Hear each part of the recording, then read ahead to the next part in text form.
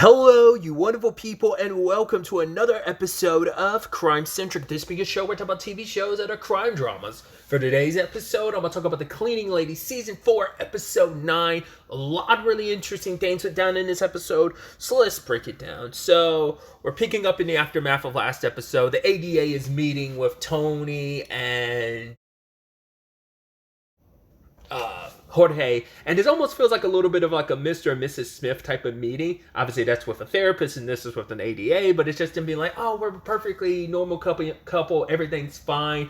Oh, Jorge's been on a rampage ever since, Ramona got arrested, and now he's like bashing and making his way through anyone that might have any information on where the cowboy is. And Tony is there to stitch those people up, and now she has this sense of guilt of, I'm responsible for Jorge crashing out the way he is. It's once again, it's, hey, Ramona is responsible for killing your wife. I know how much of a wound this is for you. You deserve to know the truth that your sister has played you time and time again, and that she has done the most egregious thing possible. And also, it is a little self-preservation, because it's like, they showed in the recap too, where she was talking to ADA. Ramona killed Vanessa. There's no guarantee she won't kill me too, especially considering Ramona didn't like Tony. Liked her for a bit, didn't like her, then kind of liked her again, and now kind of feels an obligation of, I can't really kill you like I want to because you're Jorge's wife, and he'd kind of pop off and have an issue, but it's like, hey, we're able to work around Vanessa's death, so you'll be able to do the same thing with Tony's, I'm sure. Probably wouldn't be able to get away with it as easily, sadly, but either way. So, juggling all that, and obviously you have the ADA tempting Tony, being like, yeah, the moment you get tired of this life, you come visit me. She's like, thank you, Mr. Herman, blah, blah, blah, blah. And so, Jorge is in a position where his focus is split. He's all about going after the cowboy, but also he has his meeting with Sam. And I said it last episode, the moment they put that out there, and Sam was like, gave him an ultimatum, was like, oh, like, you missed this opportunity, like, this is all going to be out the door. And I figured the moment they threw that ultimatum in there, I'm like, oh, then it's obvious Jorge's not going to meet that meeting, for lack of better phrasing. So, I mean, he's so focused that nothing else matters. I mean, when he made it clear, he left Violetta with Tony because it's like, I can't be around her right now, but also I need revenge. I need to do this. And El Don talked to him about it, where it's like, I like try to get the people who were responsible after my son got killed, but it didn't fill that void in my heart. Like it didn't bring anything bad. It didn't bring me any actual closure, because the only thing keeping you going at that moment is revenge. Now it's like, it's easier to let go of, it's easier said than done to let go of revenge, but it's like, once you accomplish what you accomplish, what else is there? It's a little more complicated in Jorge's case, because yes, the cowboy was responsible, and Ramona is in prison. It's one thing where it's like Ramona kind of caused your wife to die. It's a little different when he finds out from the cowboy later on, oh, no, your sister actually finished her off. That's a little different. Because it's like, what was he going to do with Ramona being in prison? Like, he hadn't already made it clear, like, yo, everyone, like, it wasn't until he found out, like, Ramona was directly responsible that she actually killed, and he, like, obviously the cowboy had to add the theatrics of, oh my God, like, your wife was screaming for you and stuff like that. But it's like, no, that wasn't the case.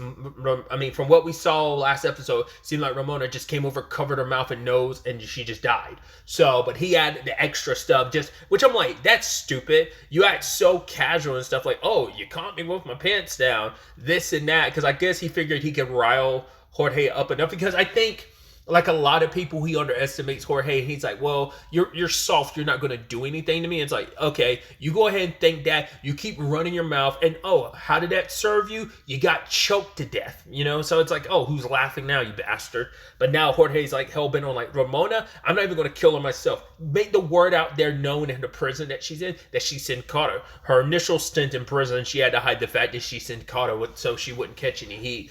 But that's the thing, Ramona was, because the cowboy doing what he did this episode too, that was on Ramona's orders, which goes back to the thing of something El Don tells Jorge at the end of the episode, like, yo, there's so many people still loyal to Ramona. You doing this is going to set off a domino effect. I'm like, what was it was supposed to be like? Oh, you just capture him, like, but it's like you doing this. I guess like if you bring him in front of everyone and make a big spectacle of it, I don't know what the end result was ever going to be. Like, you couldn't just let that bastard live, as Jorge talks about later on, which we'll get into his reasonings for it.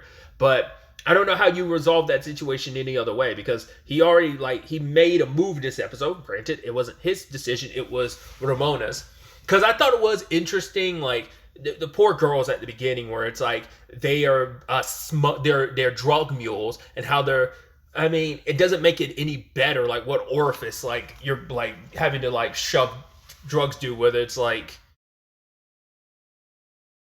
your genitals, your butt, or even just like your mouth where they have to like vomit it up. But then like that woman, was it Maria? That is horrendous when like the cowboy shows up and is like, oh, she's a cleaning lady. And I'm like, all right, this is supposed to be some message to Tony, but I wasn't sure what it was going to be. But then we find out later on, hey, they put a bomb inside that woman. And it's like, that's all kinds of effed up, and made sure it was a cleaning lady just to make the message stick even more.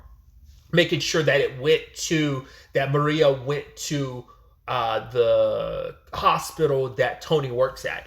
So once again, this wasn't the Cowboys' plan. This was Ramona's. It makes a lot of sense too, because Ramona knows about the bomb lady. I mean, maybe the Cowboy did too, but Ramona was there when they were having like those conversations with the bomb lady about like, I think that was last episode.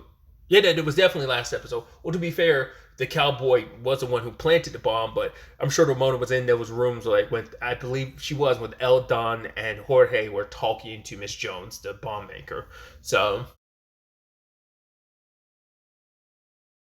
that's a side of the episode in and of itself, where Tony, working with DuPont, are dealing with this situation, because she knows something's going on, and it's like they connect with the fact that it's like, right, you are, from Manila, not specifically from Manila, from the Philippines, and it's like you have a son over there, your husband's working, and so you're trying to get enough money to bring him over, which Tony understands better than anyone.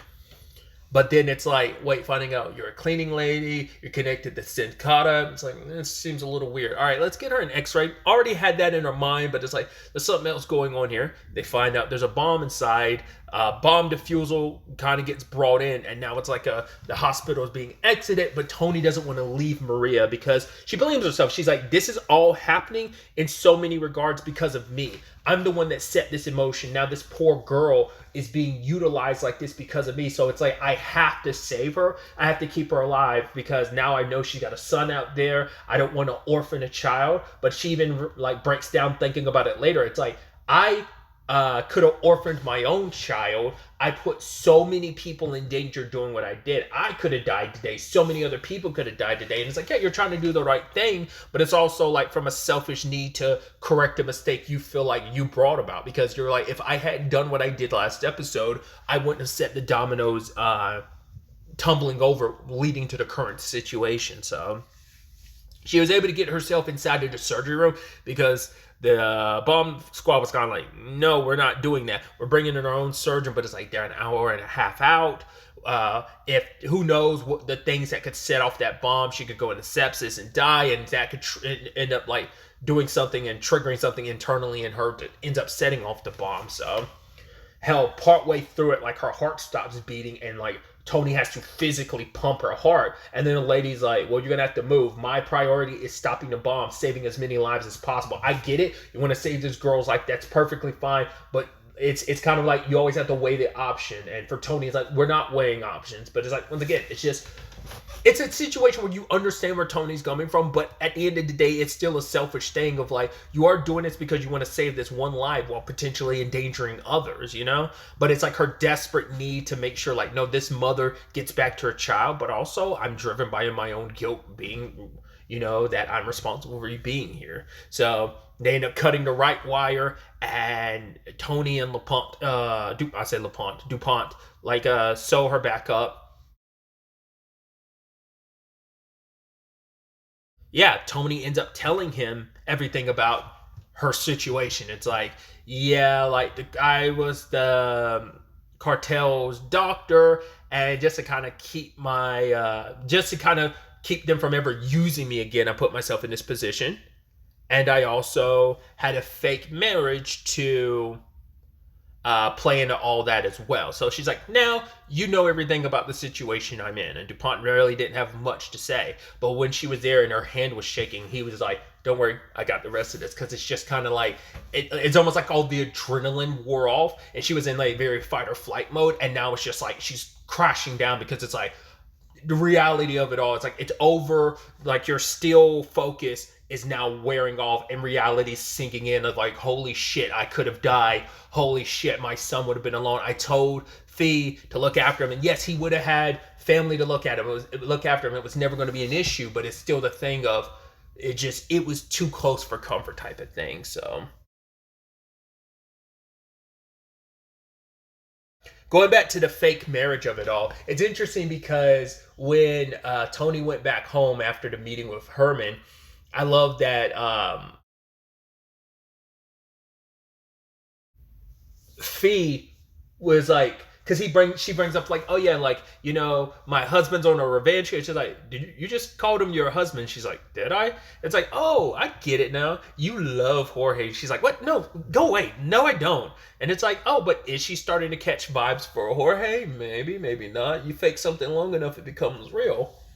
There's already a little something there, but I mean, to be fair, with everything going on, that was never going to be the thing. Like even last season, but it's like there's something there.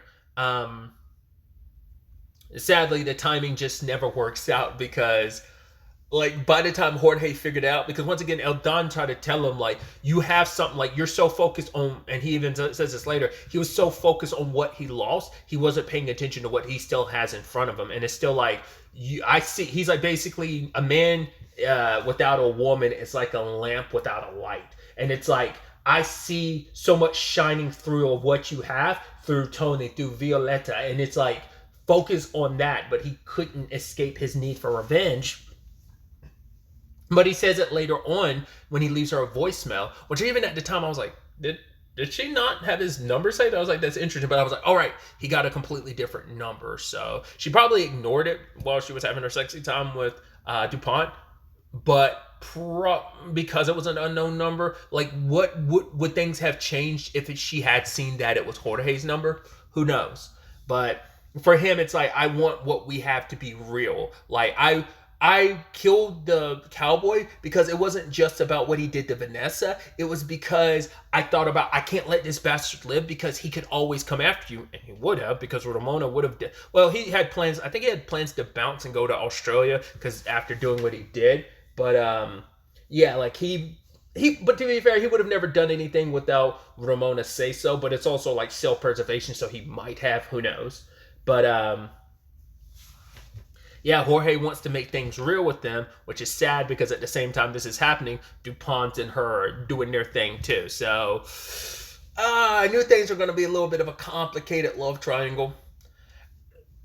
I brought this up previously, and I think I talked about this in earlier seasons. I thought the whole, like, Audemars and Garrett thing would be kind of a bit of a love triangle. I don't think it ever really, really was. I think maybe in my head, or maybe at the time I didn't even really think about that, but maybe it's a retroactive thing of, like, I feel like at one point I did really believe there would have been a love triangle thing, because it seemed like, I mean, Garrett was just using her as a means to an end, because it was mainly like a Garrett and Russo thing, wasn't it? But it felt like, I guess maybe super early on I thought there was going to be like maybe a love triangle thing. Maybe that's what I'm thinking of.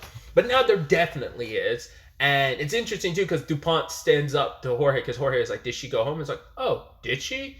Because does she have a reason why she wouldn't go home or shouldn't go home? And then Jorge just stands at him, but, you know, it's like, right, there's a lot of people here. It's like, I'm not going to do anything. So it's a complicated thing, because it's like Jorge is the criminal with a heart of gold, and he wants to protect Tony because he loves Tony. But then DuPont is like, I'm trying to save you from your situation. At the end of the day, it's, you know, Tony's got her own autonomy. She can make her own choices. And I think she's going to be stuck between, DuPont is kind of safety in the confines of, he's not cartel, he's not all the dangerous stuff you'd be mixed up in, but you also still need Jorge because that protects you from like Sin Cara just doing whatever they want to. But I mean, now you're kind of in deep shit because of Jorge's decision, and now Sin Cara is going to be even more splintered between those who have beef with Jorge doing what he's doing, because a lot of them a good chunk of them are still loyal to Ramona. Plus, once again, Jorge spent the entire episode, well, in between last episode and this episode in its entirety, crashing the fuck out. How do you balance that? And like Jorge kind of calls more problems for Tony, which make her lean probably more towards like the non-danger and DuPont, and this might even make her more like, who knows what, like, because there's many facets to it, because if Jorge finds out about you and DuPont, he might kill DuPont. That might be the thing that makes Tony go fuck you and turn on Jorge finally. Who knows? But then there's also like the Violetta of it all. Like, are you willing to, like, she lost her mom, are you willing to take away her father? And also this new family that you're building together, because she's looking at Luca as a brother, because he actually is her brother now. So I don't know where that's going to go. You know, is she going to like leave DuPont behind? Are we going to find a situation where Tony's going to have to kill DuPont because he knows too much? I'm also wondering like what, like, we could easily see like DuPont end up going to the ADA. Either he does that himself or the ADA comes to DuPont. Like it's unclear which direction that'll go. There's so many places it can go and how it could all play out. So, but you know it's not going to be a happy ending for someone. I feel like it's more likely DuPont, because like Jorge would probably murder him out of jealousy and stuff if he finds out. I could also see Tony like pulling a bit of a Skylar, and like how Skylar let Walter know like, yo, I fucked Ted. Like Tony could do the same thing to Jorge, but I don't see that happening.